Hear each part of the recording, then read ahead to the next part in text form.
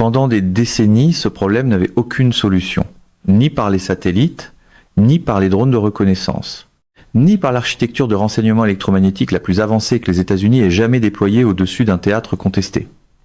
Le problème n'était pas que l'Amérique ignorait que l'Iran avait caché ses armes les plus dangereuses sous terre.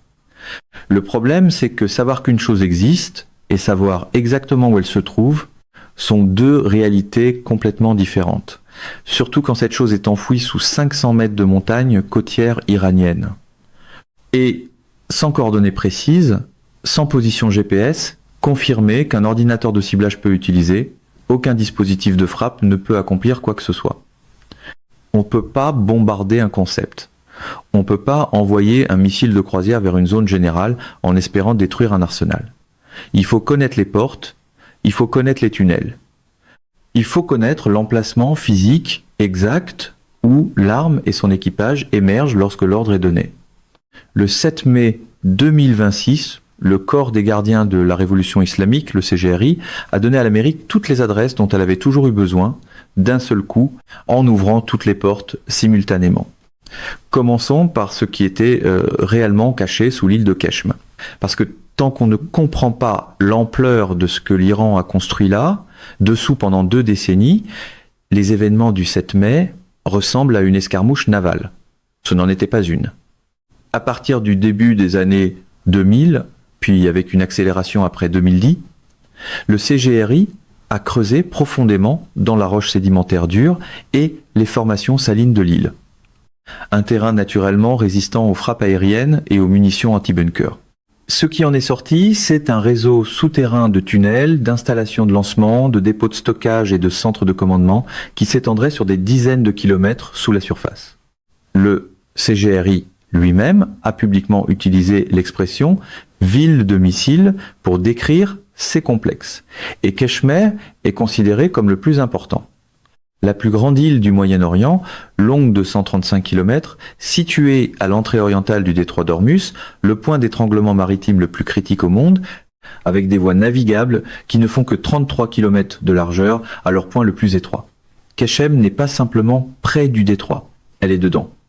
Tout système d'armes basé sur cette île peut atteindre des navires en transit sans avertissement, sans temps de préparation, sans aucune des fenêtres de détection que créerait le déploiement conventionnel de batteries côtières. L'arsenal entreposé dessous comprendrait des missiles de croisière antinavires comme les Nour, Qader et Gadir, 380, capables de frapper des cibles à plus de 1000 km. À leur côté, le HY-2 Silkworm amélioré pour les pétroliers à courte portée, avec des portées couvrant les bases américaines à travers le Golfe. Mais au-delà des missiles, l'élément de ce complexe souterrain dont les commandants du CGRI étaient les plus fiers. L'atout qui, selon eux, leur donnait une véritable capacité d'interdiction maritime contre la marine la plus puissante de la planète, c'était ce que l'analyse concurrente appelle les Red Wasps.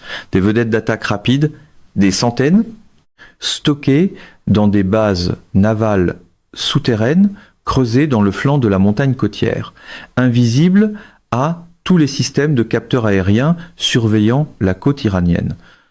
Ces bateaux n'étaient pas simplement des armes, ils étaient la pièce maîtresse d'une doctrine. Le brigadier général libanais à la retraite Hassan Jouni a déclaré à Al Jazeera que Keshem abrite des capacités iraniennes frappantes dans ce qui est décrit comme une ville de missiles souterraine. Ces vastes réseaux sont conçus pour un objectif principal, contrôler efficacement ou fermer le détroit d'Ormuz. La doctrine incarnée par ces actifs s'appelle l'interdiction maritime.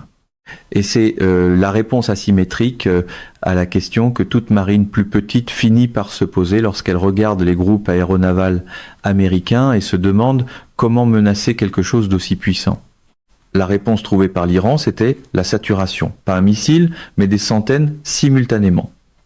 Pas une vedette d'attaque rapide, mais des essaims surgissant de ports dissimulés à plusieurs points autour du détroit en même temps. Chacun transportant des missiles de croisière et des torpilles, coordonnant leurs vecteurs d'attaque pour submerger les systèmes défensifs d'un seul navire. La théorie était élégante et réellement dangereuse. Une seule destroyer de classe Harley Burke, aussi performant que soit son système de combat Aegis, ne peut intercepter qu'un nombre fini de menaces simultanées avant que son stock d'intercepteurs soit épuisé et que quelque chose passe à travers. Si on peut lancer assez de menaces en même temps, les mathématiques de l'interception finissent par jouer contre le défenseur. C'était le pari de l'Iran. C'était la doctrine qui justifiait 2 décennies de creusement de tunnels, des milliards en investissement et une discipline de dissimulation destinée à garder chaque système silencieux et invisible jusqu'au moment du choix.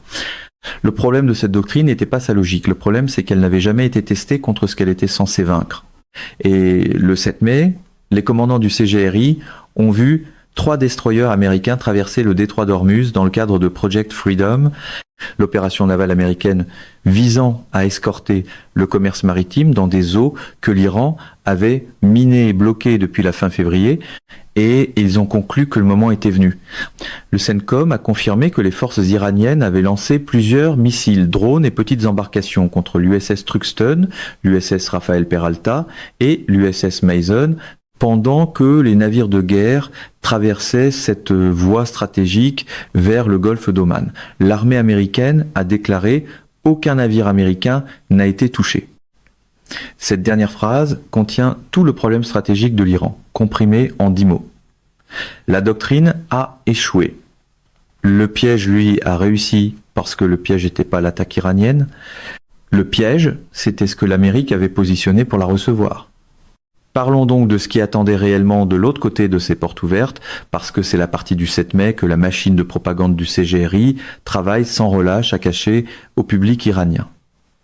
Et quand j'ai passé en revue les déclarations du CENTCOM, les reportages de The War Zone, les confirmations de Stars and Stripes et les informations de sources officielles de haut rang rapportées par Jennifer Griffin de Fox News, une image est apparue. Ce n'est pas l'histoire de 3 destroyers qui évitent des missiles, c'est l'histoire d'une opération de renseignement et de ciblage construite précisément autour de l'attente que le CGRI finirait par faire exactement ce qu'il a fait.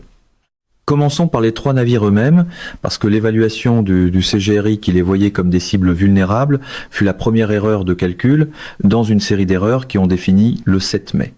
L'USS Mason, l'USS Truxtun et l'USS Rafael Peralta sont tous des destroyers, lance-missiles de classe Harley Burke, parmi les bâtiments de surface les plus performants au monde en matière de défense aérienne et antimissiles intégrés.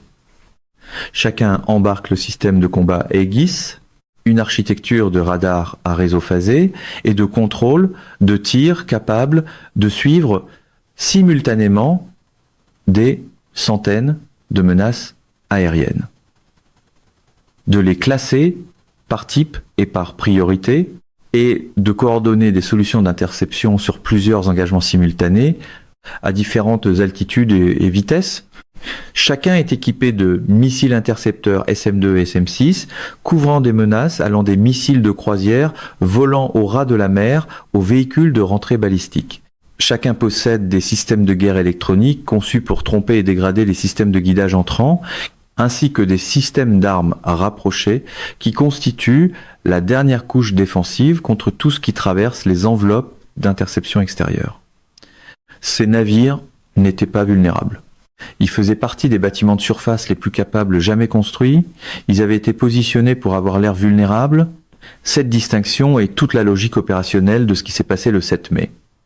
Les commandants du CGRI observaient depuis la côte iranienne à travers leur équipement de surveillance.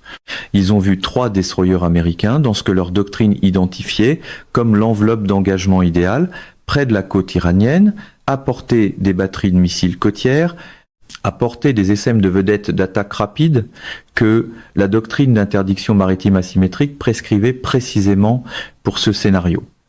Ils ont jugé le moment favorable et un contexte supplémentaire renforçait cette évaluation. L'Arabie Saoudite avait temporairement refusé aux forces américaines l'accès à certaines infrastructures de base en raison de différends de consultation liés à Project Freedom. L'environnement politique semblait fracturé, les destroyers semblaient exposés. Le calcul du CGRI était que la fenêtre s'était ouverte pour démontrer que l'arsenal souterrain était réel, fonctionnel, est capable de modifier le calcul politique à Washington sur la poursuite des opérations dans le détroit. Ils ont ouvert toutes les portes simultanément. Les forces iraniennes ont lancé plusieurs missiles, drones et petites embarcations, pendant que l'USS Truxtun, l'USS Rafael Peralta et l'USS Mason traversaient le passage maritime international. Le CENTCOM a éliminé les menaces entrantes et ciblé les installations militaires iraniennes responsables des attaques contre les forces américaines, notamment des sites de lancement de missiles et de drones, des emplacements de commandement et contrôle, ainsi que des nœuds de renseignement, de surveillance et de reconnaissance. C'était pas une sonde limitée, c'était l'activation la plus complète du réseau côtier du CGRI que ce conflit ait encore vu. Des essaims de drones lancés depuis des positions côtières, des missiles de croisière tirés depuis Bandar Abbas, des vedettes d'attaque rapide déployées depuis des ports dissimulés, des missiles balistiques lancés depuis des positions intérieures, tous les éléments du paquet d'attaque coordonné prévu par le manuel d'interdiction maritime du CGRI, dans un scénario où des actifs navals américains se trouvaient en position de transit exposés à portée de l'ensemble du réseau côtier ont été activés simultanément. Et voici la dimension du renseignement qui rend le 7 mai si important au-delà de l'engagement immédiat. Chaque élément de cette attaque coordonnée était en même temps un point de données dans l'image de ciblage américaine indiquant exactement où se trouvait l'infrastructure physique du réseau. Les SM de drones identifient les positions de lancement. Les tirs de missiles de croisière identifient précisément les emplacements des batteries côtières grâce à leur signature de lancement. Les déploiements de vedettes d'attaque rapide retracent leur point d'origine depuis les ports dissimulés. Les schémas d'émission radar de systèmes qui avaient maintenu le silence électronique jusqu'au moment de l'activation sont soudainement devenus visibles dans toute l'architecture de renseignement, surveillance et reconnaissance, aussi appelée ISR, qui avait été positionné et attendait exactement cet événement. L'activation simultanée de chaque élément du paquet d'attaque que le CGRI a utilisé pour tenter de submerger les défenses américaines était aussi la carte opérationnelle complète de l'endroit où vivait le réseau. Au moins 5 avions ravitailleurs cassés, un 3-5 stratotankers ont décollé de base aux Émirats Arabes Unis au même moment que l'engagement, avec 4 autres avions ravitailleurs opérant au-dessus d'Israël et de la Jordanie. L'architecture de ravitaillement en vol qui permet aux avions de combat américains de soutenir des opérations prolongées au-dessus du territoire côtier iranien était pleinement activée et positionnée avant que le CGRI lance son attaque. Ce détail de prépositionnement est d'une importance critique. On ne fait pas décoller 5 avions ravitailleurs simultanément en réaction à une attaque inattendue. On les a déjà en vol lorsque le portrait de renseignement indique qu'une attaque s'en vient. Le renseignement américain avait évalué qu'une frappe du CGRI était probable dans cette fenêtre et avait donc prépositionné toute la capacité de riposte en conséquence. Les 3 destroyers n'étaient pas des appâts au sens improvisé du terme. Ils étaient des appâts au sens le plus soigneusement conçu, une invitation visible construite autour de l'attente que le CGRI finirait par choisir d'activer sa doctrine lorsqu'une occasion apparemment favorable se présenterait. Trump a décrit la confrontation sur trousse sociale. 3 destroyers américains de classe mondiale viennent de transiter avec grand succès hors du détroit d'Ormuz sous le feu. Aucun dommage n'a été causé aux 3 destroyers, mais de grands dommages ont été infligés aux attaquants iraniens. Ils ont été complètement détruits avec de nombreuses petites embarcations qui servent à remplacer leur marine entièrement décapitée. Ces bateaux ont coulé rapidement et efficacement, des missiles ont été tirés contre nos destroyers et ont été facilement abattus. De même, des drones sont arrivés et ont été incinérés dans les airs. Retirer les effets rhétoriques et ce qui reste est exact sur le plan opérationnel. 0 victime américaine, 0 dommage à un navire américain. La vague d'attaque interceptée dans son intégralité. Les bateaux envoyés au fond, puis, avant même que la fumée des interceptions ne soit dissipée, la contre-frappe américaine s'est exécutée contre chaque installation que l'attaque venait elle-même de localiser. L'armée américaine a frappé le port iranien de Keshem et Bandar Abbas, ainsi que le point de contrôle naval iranien de Bandar Aminab à environ 50 000 à l'est de Bandar Abbas. Les installations que l'Iran avait passé des décennies à dissimuler ont été frappées dans les minutes suivant l'échec de leur dissimulation parce que leurs propriétaires ont choisi de les utiliser. Les bases navales souterraines dont les portes scellées avaient protégé le contenu contre toutes les tentatives précédentes de localisation et de ciblage étaient désormais des installations connues, avec des coordonnées confirmées dans les bases de données de ciblage américaines. La logique interne de cette décision est essentielle pour comprendre pourquoi cet engagement était tellement plus important qu'une simple escarmouche navale. Et quand j'ai examiné les reportages d'Iran International, l'analyse économique de CNBC, les évaluations du FMI et la couverture d'Euronews sur les conditions à l'intérieur de l'Iran en ce moment, ce que j'ai trouvé, c'est que le CGRI n'a pas attaqué 3 destroyers américains par confiance. Il a attaqué par désespoir. Et les décisions militaires motivées par le désespoir, prises par des organisations qui disposent d'un renseignement incomplet sur ce qu'elles attaquent, comptent historiquement parmi les décisions les plus sûrement catastrophiques que les institutions militaires puissent prendre. Établissons d'abord le contexte économique, parce que sans lui, le calcul du CGRI le 7 mai n'a aucun sens. Le Fonds monétaire international a estimé que l'économie iranienne se contractera de 1% en 2026 avec une inflation de 68. 9%, la monnaie iranienne est tombée à environ 1,32 millions de rials pour $1 américain. En mai 2026, selon l'entrée Wikipédia sur la crise économique iranienne compilée à partir de sources officielles, l'inflation avait déjà dépassé 100%. L'inflation alimentaire avait atteint les 3 chiffres des mois plus tôt, avec le pain et les céréales en hausse de 140% et l'huile de cuisson en hausse de plus de 200%. La Banque centrale iranienne a averti le président Pezeshkian que la reconstruction de l'économie du pays, endommagée par la guerre, pourrait prendre plus d'une décennie. De hauts responsables économiques ont déclaré que les dommages infligés pendant le conflit, combinés à la situation économique déjà fragile de l'Iran, pourraient prendre jusqu'à 12 ans à réparer. 12 ans.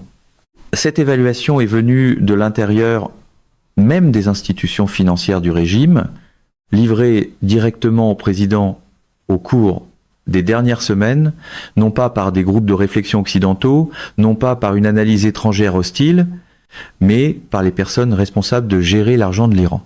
Elles disent à leur propre chef d'État que les dommages représentent au minimum un problème d'une décennie. Les Iraniens ont été frappés par l'explosion des prix de la nourriture, des médicaments et d'autres biens. En même temps, le pays a connu des pertes d'emplois massives et des fermetures d'entreprises causées par les dommages de frappe contre des industries clés et par la fermeture d'Internet pendant des mois par le gouvernement.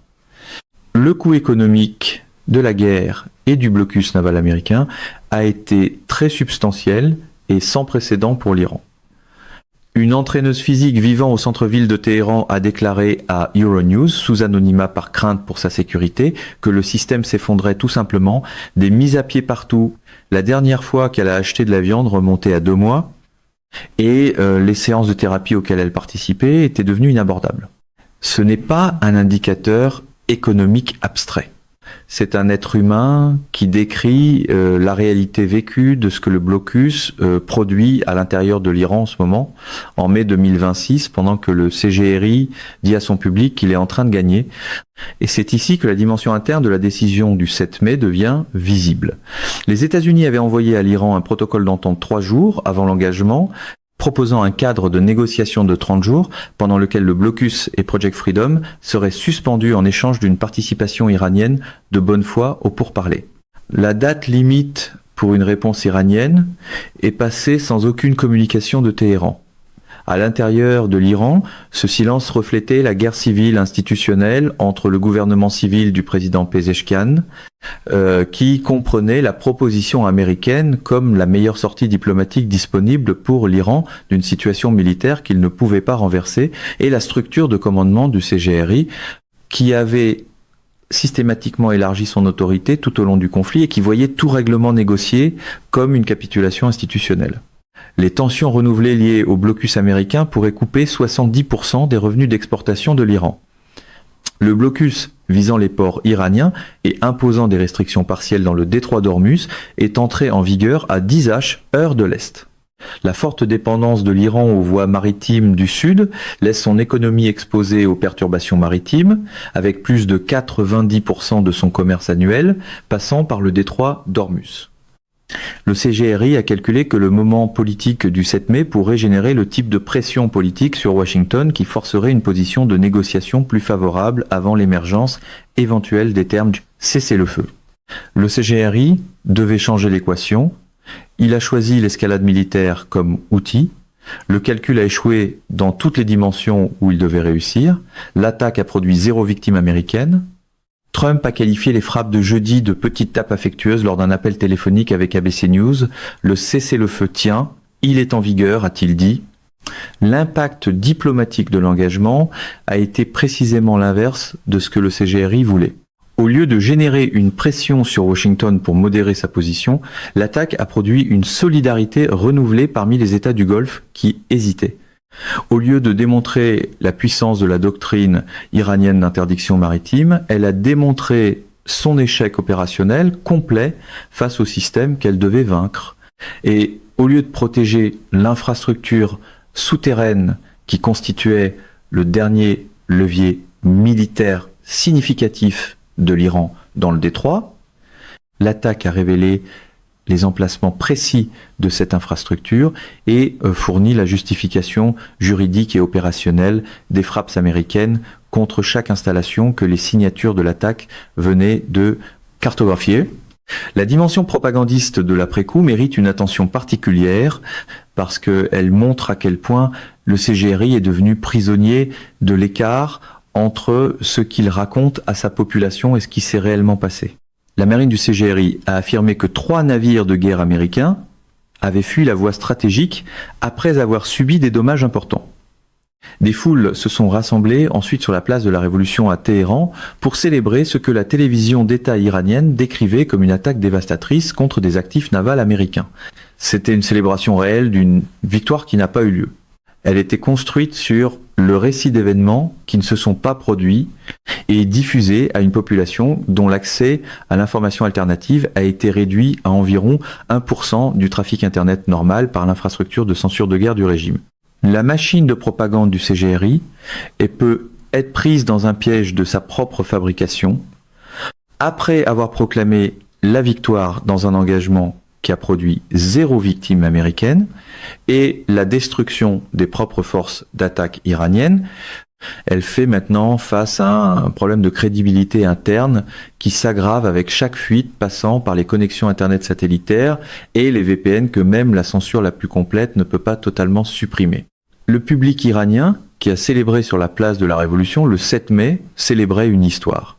L'histoire qui filtre lentement par des canaux souterrains, d'installations frappées en représailles en quelques minutes, est une toute autre histoire. Et l'écart entre ces deux histoires est l'un des espaces les plus dangereux de la politique intérieure iranienne en ce moment, parce que c'est le même écart qui existe entre l'évaluation que le CGRI fait de sa propre capacité militaire et la réalité opérationnelle que le 7 mai a exposée. Rassemblons donc tout cela et posons la question qui compte vraiment maintenant, non pas ce qui s'est passé le 7 mai. Ce dossier est clair, confirmé et documenté par les déclarations du CENTCOM, les sources officielles de haut rang et les preuves physiques de frappe sur Bandar Abbas, Keshem, Sirik, Bandar Kamir et le point de contrôle naval de Bandar Aminab. La question qui compte, c'est ce que l'ouverture des villes de missiles signifie pour la trajectoire d'un conflit qui entre maintenant dans ce qui pourrait être sa phase la plus décisive, parce que les implications stratégiques du 7 mai vont bien au-delà de la défaite tactique d'une seule vague d'attaque du CGRI. Elles atteignent l'architecture fondamentale de chaque levier que l'Iran croyait encore posséder. Commençons par ce qui a réellement été perdu, parce que les dommages physiques causés par les contre-frappes du 7 mai et l'exposition du renseignement provoquée par l'attaque elle-même étaient 2 catégories différentes de pertes. Et les 2 sont permanentes. Les frappes physiques sur le port de Keshem, Bandar Abbas, Sirik, Bandar Kamir et Minab ont détruit des installations précises, sites de lancement de missiles et de drones, nœuds de commandement et contrôle, et infrastructures de renseignement, surveillance et reconnaissance qui avaient été patiemment construites pendant des années. Le CENTCOM a éliminé les menaces entrantes et ciblé les installations militaires iraniennes responsables des attaques contre les forces américaines, notamment les sites de lancement de missiles et de drones, les emplacements de commandement et contrôle, et les nœuds de renseignement, surveillance et reconnaissance. Ces installations précises ont disparu. Mais la perte de renseignement est potentiellement plus importante que les dommages physiques parce que l'infrastructure physique peut théoriquement être reconstruite, tandis que l'exposition du renseignement ne peut pas être annulée. Les coordonnées existent maintenant dans les bases de données de ciblage américaines. Les signatures de lancement ont été enregistrées, analysées et classées. Les routes empruntées par les vedettes d'attaque rapides depuis des ports dissimulés vers les eaux ouvertes ont été cartographiées. Les schémas d'émission radar des systèmes de batteries côtières, qui avaient maintenu le silence électronique pendant des années jusqu'au 7 mai, font maintenant partie du portrait permanent du renseignement américain sur le réseau côtier iranien. Chaque installation activée le 7 mai est une installation connue. Cette connaissance n'expire pas. Regardons maintenant les options asymétriques restantes de l'Iran, parce que c'est ici qu'une analyse honnête doit confronter l'écart entre ce que l'Iran menace de faire et ce qu'il peut réellement exécuter sans inviter des conséquences qui accélèrent son propre effondrement. L'oléoduc Est-Ouest, transportant le pétrole saoudien vers Yanbu sur la mer Rouge, représente une carte. S'il est frappé par des missiles iraniens, la principale route saoudienne de contournement du détroit d'Ormuz est perturbée. L'Iran a déjà ciblé cet oléoduc, frappant une station de pompage et retirant 700 000 barils par jour de capacité avant que les ingénieurs saoudiens rétablissent le fonctionnement complet en quelques jours. Le terminal de l'oléoduc Adkop des Émirats arabes unis à Fujairah, capable d'acheminer jusqu'à 8 millions de barils par jour par le golfe d'Oman sans toucher Ormuz, est une autre carte. Les Émirats arabes unis ont accusé l'Iran d'avoir attaqué le pays avec une salve de missiles et de drones, incendiant une raffinerie de pétrole dans l'émirat oriental de Fujairah et blessant 3 ressortissants indiens. Les attaques sont survenues après que le président américain Donald Trump a lancé un nouvel effort pour escorter des pétroliers bloqués hors de ce point d'étranglement énergétique vital. L'Iran a démontré qu'il peut atteindre Fujairah. Il a aussi démontré que frapper Fujairah unit la coalition arabe contre l'Iran au lieu de diviser la communauté internationale. La carte outil à Bab el-Mandeb. Les 7 systèmes de câbles sous-marins passant par le détroit et à proximité, transportant 97% du trafic Internet du Golfe. Ce sont de vraies options en théorie et des options presque inutilisables en pratique. Voici pourquoi. Le FMI a estimé que l'économie iranienne se contractera de 1% en 2026 avec une inflation de 9%.